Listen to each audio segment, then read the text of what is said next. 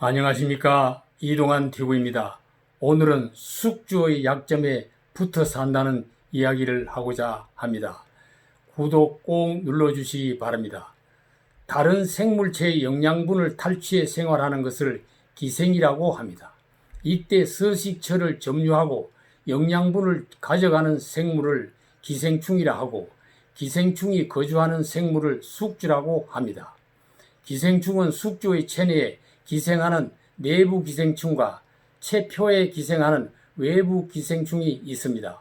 전적으로 숙주에 의존하는 것은 편성 기생충이라 하고, 부분적으로 자유 생활을 하는 것은 통성 기생충이라고 합니다. 숙주에 병을 일으키는 것을 병원성 기생충이라 하고, 숙주에 병을 일으키지 않는 것을 비병원성 기생충이라고 합니다. 기생충이 감염되는 경로는 흙, 물, 음식, 동물 등이며, 인체에 유입되는 통로는 피부, 소화기, 호흡기, 혈액, 눈물 등입니다. 이 같은 기생충 현상은 인간이 공동체를 이루고 살고 있는 사회 속에서도 일어나고 있습니다. 계급의 격차와 빈부의 격차가 심한 불평등 사회에서 더 심하게 이와 같은 현상이 나타납니다. 일반적으로 사회 속의 기생충은 사회적 약자이며, 기생충의 서식처를 제공하는 숙주는 사회적 강자입니다. 특히 부와 권력의 강자와 그 집단에는 붙어먹고 살려는 기생충이 기성을 부립니다. 정권이 바뀔 때마다 수많은 사회단체가 정권의 이념에 따라 폐업을 하고 개업을 하기도 합니다. 권력자의 색깔에 따라 낙방하기도 하고 발탁되기도 합니다. 전 정권 시절에 기생했던 사람은 최순실, 우병우, 조윤선 등입니다. 지금 정권에도 조국, 손혜원, 윤미향 등이 있습니다. 공통점은 권력에 붙어 살면서 자신의 행위가 권력자에게도 피해를 주고 사회 공동체에도 폐해가 되고, 위법 행위를 하고서도 끝까지 잘못이 없다고 하는 점입니다. 허리우드에서 영화 아카데미 작품상에 이어 각본상, 국제 장편 영화상, 감독상까지 휩쓴 기생충은 세계인에게 많은 감동을 주고 있습니다. 영화 기생충은 자본주의의 빈부격차를 주제로 다루기 때문에 불평등한 우리 사회의 현실에 강한 메시지를 주고 있습니다. 이 영화는 가진 자나 못 가진 자나 기생충으로 살아갈 수밖에 없는 자본주의의 모순된 사회 구조를 고발하고 있습니다. 사회적 기생충이 기생하는 생존 조건에는 4가지가 있습니다. 첫째, 기생충이 서식할 숙주에게 기생충이 뜯어먹고 살 영양분이 있어야 합니다. 권력을 장악한 정권은 숙주를 먹여 살릴 충분한 영양분을 가지고 있다고 볼 수 있습니다.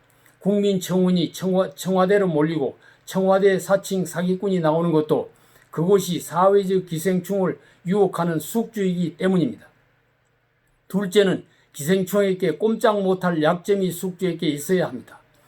민주적 절차에 의해 탄생하지 못한 군사정권, 비민주적 독재정권, 특정한 이념이나 이권 집단의 지지를 받고 탄생한 정권 등 출생의 약점을 가지고 있는 정권은 사회적 기생충의 온상이 될 수 있습니다.